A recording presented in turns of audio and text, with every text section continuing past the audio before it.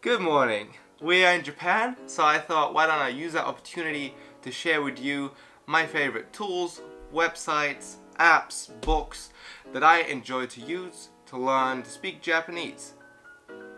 Keep in mind, I'm still a beginner, I'm miles away from being fluent, and just everyday conversation is extremely difficult for me. However, I have put a lot of time trying different resources and went through all those weeds and picked out my favorites that I enjoy using now in everyday life, and I'm feeling a great sense of progression from that, and I felt why don't I share that with you now.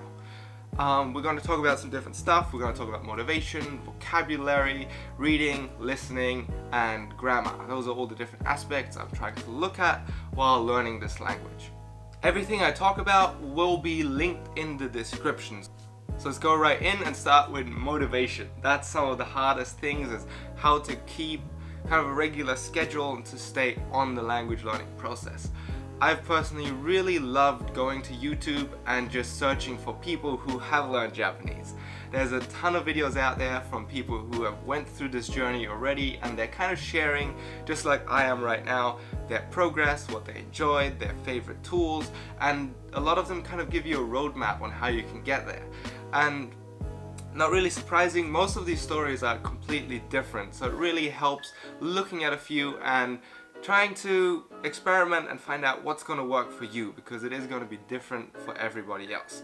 One of my favorite channels is Abroad in Japan, guy from the UK, Chris Broad, who went to Japan and learned Japanese, and he does some very entertaining, funny videos with really useful information.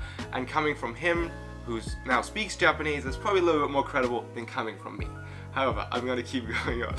I think it's really important to figure out at the beginning what do I start with first. And for me, one of the first things I had to learn was the grammar of Japanese. I speak English and German, and that grammar is completely different on how Japanese people structure their sentences, and I felt like a lot of apps would teach you how to read, and the hiragana and the katakana, or just like basic phrases, but then I could speak the phrase, but I had no clue why that phrase was structured like that, and then I was not able to build a new phrase because I had no clue how that first phrase got put together in the first place. So my search for understanding how Japanese language works, there was two tools that helped a ton, and the first one is an app called Mirai Japanese. Mirai walks you step by step through different lessons. You can read it, it's also read to you, so you're getting audio and visual input, and at the end of every lesson there's a little test for you to review. And I think they did, out of everybody and everything I've ever seen, they've done the best job to explain to me how the Japanese language is structured. And I very much recommend it. I enjoyed it so much that I even paid for the advanced courses on that app. For these grammar things, most of the time it's not good enough for me to hear something once. I usually have to hear it twice or three times, and ideally explained by different people as well. And that second opinion, that second big guide that helped me get a grips on the grammar more, is Tai Kim's Guide to Learning Japanese. I don't know who this guy is, but thank you Tai Kim for putting up a ton of very well structured and very well put together resources on the grammar and the Japanese language, and it's explained so you can understand it and get into it very easily. So check out Tai Kim's website, it's awesome. After getting a basic grip on the grammar, I quickly realized I am such a visual person. I can't remember anything that comes in through my ears, but if I see something and connect it with a story or an idea in my head, I can usually remember it. And that's where remembering the kanji came in. I felt like, hey, I want to learn how to read Japanese because I'm a visual learner. If I can read something, it will stick in my brain better than if I hear it.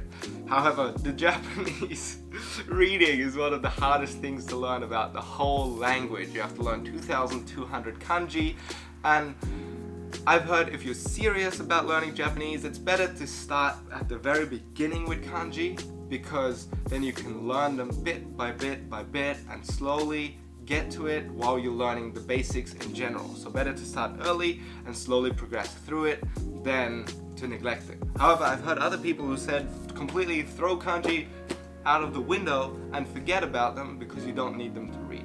I felt like I was excited about kanji, so I wanted to give it a go.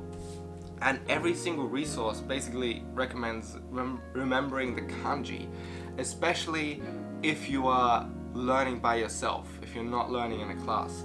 And this book has been amazing. It doesn't teach you the Japanese translations of kanjis. It basically only teaches you the English word for kanji and the kanji symbol and how to connect those. And as you learn the language later, you're supposed to fill in the gaps. I'm like 2/3 into this book. I have like 1,500 kanji in my brain now, and it's already helping me in like everyday situations. Even like using the fan the other day, I was able to read the kanjis on like the washing machine and other devices. And even though I don't know how to say it in Japanese, I can still make sense of my world a little bit more now, and that has been feeling really, really awesome. And yeah, this book basically works the best with a spaced repetition learning app. A spaced repetition app is basically an app that is showing you flashcards, and it will show me a kanji, and then I have to translate it in my head. I click it, and then I get to see if I had the correct answer or not. And if I answer something correctly, it will show it to me again a day from now. I get it correct a second time, it will show it again 3 days from then. So it will slowly space out your learning so things stick in your brain for longer. And the one app everybody used is called Anki. It's a really basic, simple app. It's for free for Android, your computer, your iPhone. And like from what I heard, everybody is using it. Not just for remembering Japanese, but for learning with flashcards in general. Well, they do have free shared decks online, which also includes one that has all the kanji. So if you get this book, get the Anki app and get the shared deck so you can practice the kanji day by day. When it comes to reading, of course, there's 2 other alphabets in Japanese, the hiragana and the katakana. For learning those, the most useful app for me was the app called Pastel Kana, and that's just a nice fun game where you tap on the different ones and then just writing them out over and over and over again. Got them in my brain pretty quick. Which now brings us to vocabulary. Of course, the more words you know, the easier it is for you to communicate. That is probably the one thing I've been slacking on the most, is my vocabulary. I pick up the most words when I'm actually here in Japan, because I feel like that's the best time for me to do it, and I can learn a word and use it straight away in everyday life. I think once I'm done with the kanji, I'll focus a lot more on vocabulary. However, for the vocabulary I've been learning, I've also been using the Anki app.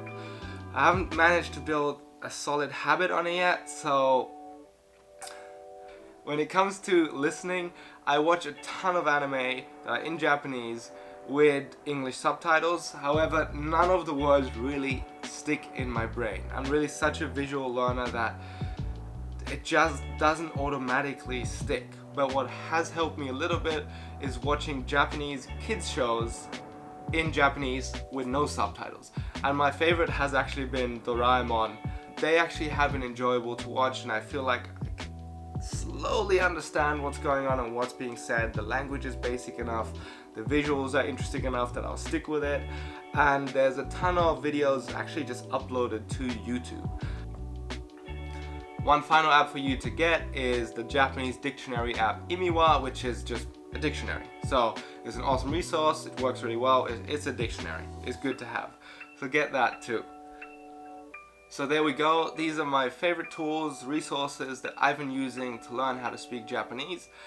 I'm still at the beginning of my journey, but I have tried a bunch of different things, and these are the things that I think I'm going to stick with now, and that hopefully will lead me to be able to speak fluently one day. Yeah, I'm excited to share with you more as I discover it during this journey, and if you have any things that really helped you learning Japanese, let me know in the comments. Subscribe, and yeah, keep it up. Sayonara.